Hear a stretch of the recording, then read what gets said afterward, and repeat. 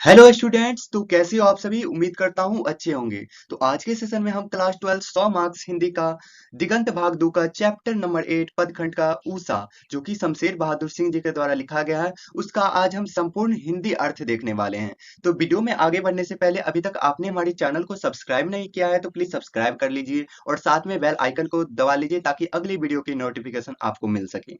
तो चलिए इस वीडियो में आगे बढ़ने से पहले पहले हम लेखक परिचय देख लेते हैं, उसके बाद हम चैप्टर का एक्सप्लेनेशन करेंगे। तो चलिए चलते हैं। तो आज हम ये जो कविता पढ़ने वाले हैं ऊषा, इसे शमशेर बहादुर सिंह जी के द्वारा लिखा गया है। तो लेखक परिचय में हम पहले पढ़ लेते हैं, क्योंकि यहाँ से 1 मार्क्स का क्वेश्चन काफ़ी सारे आते हैं, जैसे कि जन्म कब हुआ, मृत्यु कब हुआ, इनके माता पिता का नाम और कई प्रकार के यहाँ से क्वेश्चन बनते हैं। तो चलिए लेखक परिचय पहले कर लेते हैं, उसके बाद हम चैप्टर पर चलते हैं। तो देखिए यहाँ पे लेखक परिचय में हम देखते हैं कि इनका जन्म कब हुआ था। तो इनका जन्म हुआ था 13 जनवरी 1911 को। इनका शमशेर बहादुर सिंह का जन्म कब हुआ था? 13 जनवरी 1911 को हुआ था इनका जन्म। और इनका निर्धन, इनकी मृत्यु हो गई थी 12 मई 1993 को। 12 मई 1993 को कब हुआ था इनका जन्म? 13 जनवरी 1911 को, और इनकी मृत्यु 12 मई 1993 को हो गया था। इनका जन्म हुआ था कहाँ? तो अहमदाबाद, अहमदाबाद में हुआ था। जन्म स्थान कहाँ है इनका? देहरादून, उत्तराखंड। इनका जन्म स्थान कहाँ है? देहरादून, उत्तराखंड। और इनका निर्धन जो हुआ था वो स्थान क्या है? वो था अहमदाबाद। यहाँ से क्वेश्चन बनते हैं, तो यहाँ से आप सब ध्यान रखिएगा। यहाँ से क्वेश्चन, इनका जन्म इनका जन्म देहरादून, उत्तराखंड में हुआ था और इनका निर्धन अहमदाबाद में हुआ था। और इनके छोटे भाई का नाम था तेज बहादुर सिंह। इनके छोटे भाई का क्या नाम था? तेज बहादुर सिंह। छोटे भाई का नाम तेज बहादुर सिंह। और इनकी माता का नाम प्रभुदेई था। और यहाँ से एक क्वेश्चन है कि शमशेर बहादुर सिंह जब 8 या 9 साल के थे तभी उनकी माता की मृत्यु हो गई थी। ये काफ़ी दुखद है। तो इनकी माता का नाम पूछेगा तो यहाँ से है कि प्रभुदेई इनका माता का नाम था, और इनके पिता का नाम है तारिफ सिंह, जो कि कलेक्ट्रेट में रीडर थे और साहित्य प्रेमी थे। और इनकी प्रारंभिक शिक्षा ननिहाल में ही हुई थी। इनकी प्रारंभिक शिक्षा ननिहाल में हुई थी और 1928 में इनकी हाई स्कूल की पढ़ाई हुई थी। और 1931 में इंटर की पढ़ाई हुई थी, 1931 में। और 1933 में ये बीए इलाहाबाद से किए थे। और कहाँ से किए थे ये बीए? यहाँ से भी क्वेश्चन बनते हैं कि शमशेर बहादुर सिंह बीए की पढ़ाई कहाँ से किए थे। तो आप ध्यान रखिएगा, यहाँ इलाहाबाद से इन्होंने किया था बीए की पढ़ाई। और 1938 में एमए की पढ़ाई किए थे और फिर आगे कुछ कारणों से ये पढ़ाई छोड़ दिए थे। तो इससे आगे की पढ़ाई वो नहीं कर सके, चाहे कारण जो भी हो। तो आगे की पढ़ाई नहीं हो पाई इनकी। और 1977 में साहित्य अकादमी पुरस्कार से इन्हें सम्मानित किया गया था। और एक क्वेश्चन और यहाँ से बनते हैं कि इनकी जो पत्नी थी, 1933 में उनकी टीबी रोग के कारण उनकी मृत्यु हो गई थी। और इनकी शादी हुई थी 1928 में। और वृत्ति की जब हम बात करते हैं, इनकी वृत्तियाँ क्या थी, तो वृत्ति हम देखते हैं कि ये श्री सिंह रूपाव था, कहानी था, माया था, नया साहित्य था और नया पथ एवं मनोहर कहानियाँ संपादक कार्य से जुड़े रहे थे। तो ये था लेखक परिचय। तो उम्मीद करते हैं आप सब इसे जरूर समझ चुके होंगे। तो चलिए अब हम लेखक परिचय तो हो गया, अब हम चलते हैं ये कविता की तरफ। तो देखिए ये ऊषा कविता है। ऊषा का मतलब होता है कि जब सूर्योदय नहीं हुआ होता है, और सूर्योदय से कुछ समय पहले का जो दृश्य होता है, सुबह में जब सूर्योदय नहीं होता है उससे पहले के समय को उषा काल कहा जाता है। तो शमशेर बहादुर सिंह ने उषा काल के मनोहर चित्रण किया है। उनमें उषा काल में कई परिवर्तन, आकाश में कई परिवर्तन देखने को मिलते हैं। इसी को उन्होंने एक कविता के तौर पर उनका चित्रण किया है।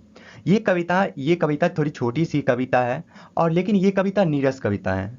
नीरस कविता वे कविताएं होती हैं जिसे आप लय में नहीं गा सकते हो, और सरस कविता वह होती है जिसे आप लय में गा सकते हो। तो कविताएं कितने प्रकार की हो रही है यहाँ रस के आधार पर? तो रस के आधार पर कविताएं दो प्रकार की हो रही है, एक सरस कविता और एक नीरस कविता। और यहाँ जो हम लोगों को पढ़ना है कविता ऊषा, ये नीरस कविताएं हैं जिसे हम लय की तरफ नहीं गा सकते, अगर गाएंगे भी तो काफी मुश्किल होगा। तो यहाँ तक आप समझ चुके होंगे।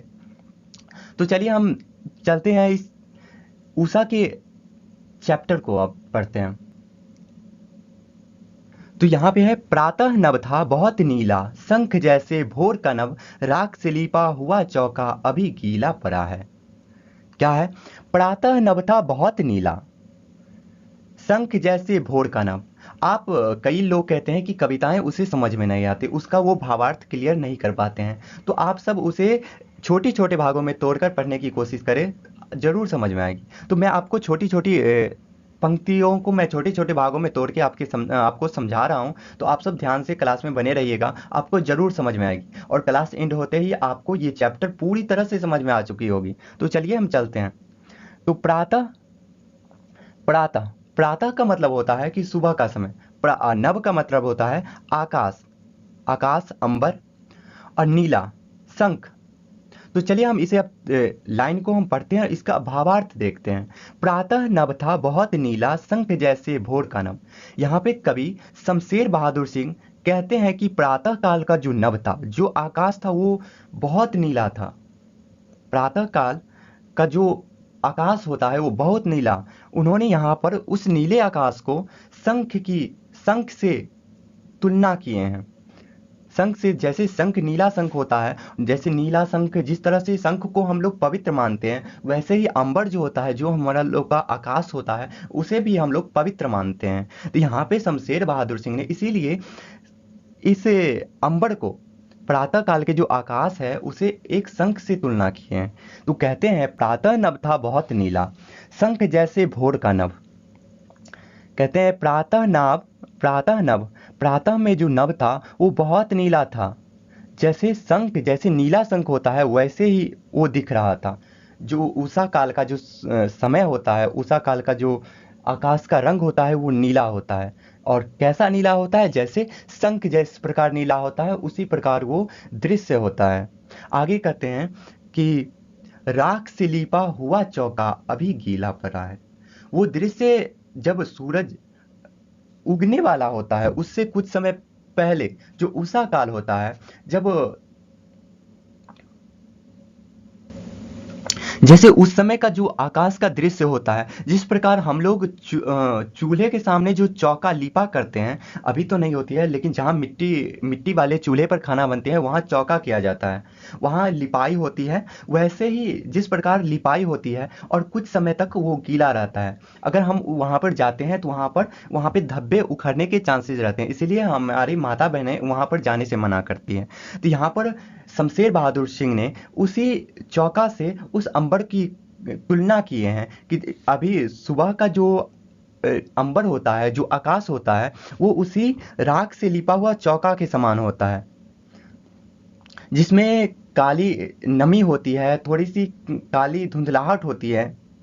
ऐसे ही आगे कहते हैं कि बहुत काली सिल जरा से लाल केसर से की, जैसे धुल गई हो सलेट पर या लाल खड़िया, चकमल दी हो गई किसी ने। कहते हैं बहुत काली सिल जरा से लाल केसर से की, जैसे धुल गई हो। यहाँ पे इस पंक्ति के माध्यम से कवि शमशेर बहादुर सिंह ये दिखलाना चाह रहे हैं कि जैसे काली सिल पे, और काली जो सिल होती है उस पे अगर लाल केसर अगर हम घिसते हैं, लाल केसर किसी ने घिस दिया हो और उसे धो दिया हो, और जिस प्रकार उससे लाल का कुछ भाग उस सिल पर रह जाते हैं, ऐसे ही हमारा जो अंबर है वो दिख रहा है। जो उषा काल का जो अंबर होता है वो इसी प्रकार दिख रहा है, सूर्योदय से कुछ समय पश्चात। जैसे कि आप इस दृश्य में देख रहे हैं, ये सूर्योदय के समय का दृश्य है, इससे कुछ पहले का दृश्य। आगे कहते हैं स्लेट पर या लाल खड़िया, चौक मल दी हो किसी ने। स्लेट या खड़िया, यहाँ पर कहते हैं स्लेट पर जैसे कोई लाल खड़िया मल दी हो। जैसे लाल खड़िया को अगर हम किसी स्लेट पर मल देते हैं तो वो एक आवरण बना लेता है, लाल एक आवरण बना लेता है, वो आवरण बना लेता है उस लाल परत की। ऐसे ही हमारा जो उषा काल का जो नभ है ऐसा ही प्रतीत हो रहा है। आगे कहते हैं, तो देखिए आगे शमशेर बहादुर सिंह आगे की लाइनों में ये दिखा रहे हैं, क्या कह रहे हैं कि नील जल में, किस जल में, नील जल में, नील जल में या किसी की गैर झिलमिल दे, किसी की गैर झिलमिल दे, जैसे हिल रही हो और जादू टूटता है इस उषा का, अब सूर्योदय हो रहा है। कहते हैं नील जल में, तो नील जल का यहाँ पर प्रयोग इसलिए किया गया है क्योंकि जल की कोई रंग नहीं होता है, लेकिन जब भी हमें जल को दिखलाना होता है तो हम नीले रंग से ही जल को दिखलाते हैं, इसीलिए यहाँ पर कवि ने नीले ही रंग से जल को दिखलाया है। तो जैसे नील जल में या किसी की गैर झिलमिल दे, जब सूर्योदय हो रहा होता है, जब सूर्य पूरी तरह से नहीं निकलते हैं लेकिन उनका कुछ भाग निकलता है, उनसे निकलकर रोशनी जब जल पर पड़ती है और सुबह में जो मंद हवाएं बह रही होती है, उस समय उस रोशनी को जब जल पर पड़ती है तो वो जल के साथ हिलने लगती है और ये झिलमिला झिलमिला रही होती है। इसी दृश्य की कल्पना यहाँ पर शमशेर बहादुर सिंह जी ने किया है कि नील जल में या किसी की गैर झिलमिल दे, जैसे हिल रही हो। वो कहते हैं जब सूरज की रोशनी जब जल पर पड़ रही होती है तो वो झिलमिला हो रहे होते हैं, यह दृश्य काफी मनमोहक लगता है। और आगे लास्ट लाइन है इस कविता का, तो यहाँ पे कहते हैं जादू टूटता है इस, जादू टूटता है इस उषा का, अब सूर्योदय हो रहा है। तो यहाँ पर इस लाइन में कवि शमशेर बहादुर सिंह ने कहा है कि जब सूर्योदय हो जाता है तब जादू जो उषा का होता है, जो चित्रण जो दृश्य होता है उषा का, जो उषा काल में जो बदलाव होते हैं, जो अंबर में कई बदलावें होती हैं, जैसे कि अंबर का नीला होना, फिर लाल होना, ये जो बदलावें होती है, वो सूर्य की रोशनी का झिलमिलाना, ये सब खत्म हो जाता है सूर्योदय के साथ साथ। तो यहाँ पर बताते हैं कि कवि कि जादू टूटता है इस उषा का, अब सूर्योदय हो रहा है। सूर्योदय के साथ उषा का जो जादू होता है वो खत्म हो जाता है। तो ये था आपका उषा जो कविता क्लास 12th का। तो ये आप सब उम्मीद करते हैं कि आप सब समझ चुके होंगे इसे, ये छोटी सी कविता थी। तो चलिए आगे चलते हैं, इसका एक ऑल ओवर रिव्यू सारांश देख लेते हैं, सारांश देख लेते हैं, वहाँ पर जो यहाँ पर नहीं क्लियर हो पाया होगा वहाँ पर हो जाएगा, तो बने रहिएगा वीडियो में। तो सारांश में देखिए यहाँ पे सारांश आप सब अपने लैंग्वेज में लिखने का कोशिश करिएगा, यहाँ पे मैं लिख के लाया हूँ। तो देखिए यहाँ पे कहते हैं सारांश में, इसका ऑल ओवर रिव्यू होगा यहाँ पर, और पूरी बात तो नहीं होगी लेकिन सारे पॉइंट को टच करेगा ये। तो चलिए देखते हैं कि प्रस्तुत पाठ उषा, जो हमारा जो पाठ दिया गया है उषा, प्रस्तुत पाठ उषा शमशेर बहादुर सिंह जी के द्वारा लिखा गया है। किनके द्वारा लिखा गया है ये कविता? शमशेर बहादुर सिंह जी के द्वारा। और प्रस्तुत कविता के माध्यम से, प्रस्तुत प्रस्तुत कविता के माध्यम से कवि शमशेर बहादुर सिंह, कवि शमशेर बहादुर सिंह ने प्रातः काल से पूर्व समय का चित्रण किया है। किस समय का? तो यहाँ पर हम प्रातः काल के से पूर्व समय का चित्रण की जगह हम उषा काल का चित्रण भी लिख सकते हैं। तो यहाँ पे प्रातः काल से पूर्व समय, उसी को उषा काल कहा जाता है। तो यहाँ तक क्लियर है आपको? तो उषा काल का चित्रण किया है। आगे कहते हैं, वह कहते हैं कि प्रातः काल से पूर्व का आकाश संग की तरह नीला प्रतीत होता है। प्रातः काल से जो पूर्व का समय होता है, जब सूर्योदय नहीं होता है और लेकिन होने वाला होता है, वो जो क्षण होता है, वो जो पल होता है, वो जो समय होता है, उसमें हमारा जो आकाश होता है वो नीला प्रतीत होता है। और किसकी समान यहाँ पर उपमा दिए हैं कवि शमशेर बहादुर सिंह ने, उसकी शंख से, नीले शंख से उपमा दिए हैं। और आगे कहते हैं कि जैसे जैसे कि काली धुंधला हट गई हो, काली धुंधला हट गई हो। जो हमारा जो आकाश होता है, रात में हम देखते हैं कि हमारा आकाश पूरी तरह से काला प्रतीत होता है अगर चंद्रमा ना हो तो हमारा जो आकाश पूरी तरह से काली होती है, लेकिन जब सूर्योदय होता है उस समय हमारा जो धुंधलापन होता है वो हटता जाता है और फिर प्रातः सूर्योदय के समय वो पूरी तरह से हट चुका होता है। आगे कहते हैं, राख से जैसे कोई अभी लिपाई किया हो, वो जो आकाश का जो रंग होता है, जैसे कि जब हम चूल्हा चौका करते हैं तो वहाँ पर जो राख होता है, राख से अगर हम लिपते हैं, उस चूल्हे चौके को हम लिपते हैं और वो गीला होता है, तो वही गीलापन को यहाँ पर उसी की उपमा दिए हैं यहाँ पे कवि ने आकाश की। वो जो कालापन जो होता है हमारे आकाश का, वो उसी की भांति दिखता है। आगे कहते हैं, सुबह में जब सूर्योदय से कुछ समय पश्चात, यहाँ पर कुछ समय पहले, सुबह में सूर्योदय से कुछ समय पहले का नभ ऐसा प्रतीत होता है जैसे कि काले सील पर कोई लाल केसर घिस दिया हो।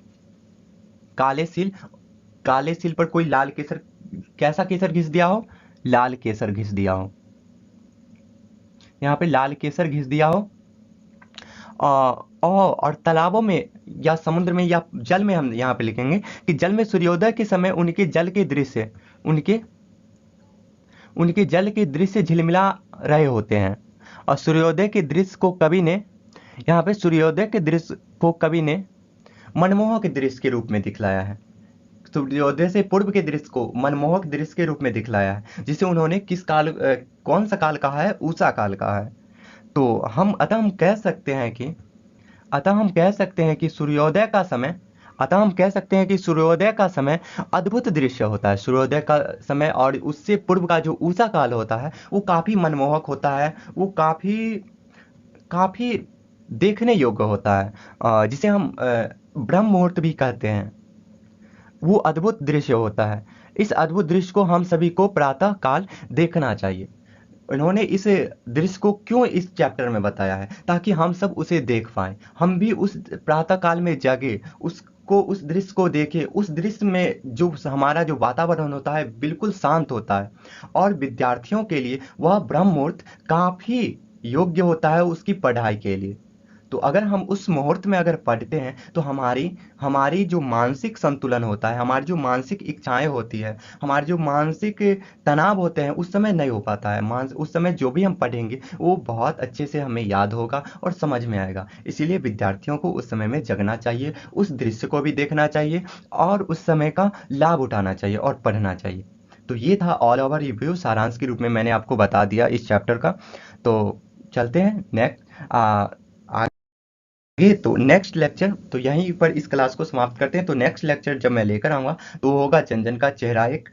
इससे जो नेक्स्ट क्लास होगी उसमें जनजन का चेहरा एक, जो कि शायद 9 चैप्टर होगा, 9 चैप्टर ही होगा। तो आप सब इसका क्वेश्चन आंसर कर लीजिएगा और मैं उसका लेक्चर भी लेकर बहुत जल्द आऊँगा। तो चलिए आज की इस क्लास को यहीं पर समाप्त करते हैं, और वीडियो अगर अच्छी लगे तो लाइक कर दीजिएगा और काफ़ी शेयर करिएगा आप सब, ताकि जिसको इसकी ज़रूरत है वो भी इसका लाभ उठा सके। और चैनल को सब्सक्राइब कर लीजिए, क्योंकि यहाँ पर आपको बिहार बोर्ड के सारे सारे बिहार बोर्ड से सारे क्लास के यहाँ पे वीडियोज आपको मिलेंगे, और काफ़ी अच्छी पढ़ाई होगी यहाँ पे आपको, और सारे कंसेप्ट को भी क्लियर किए जाएंगे। तो चलिए, बाय बाय।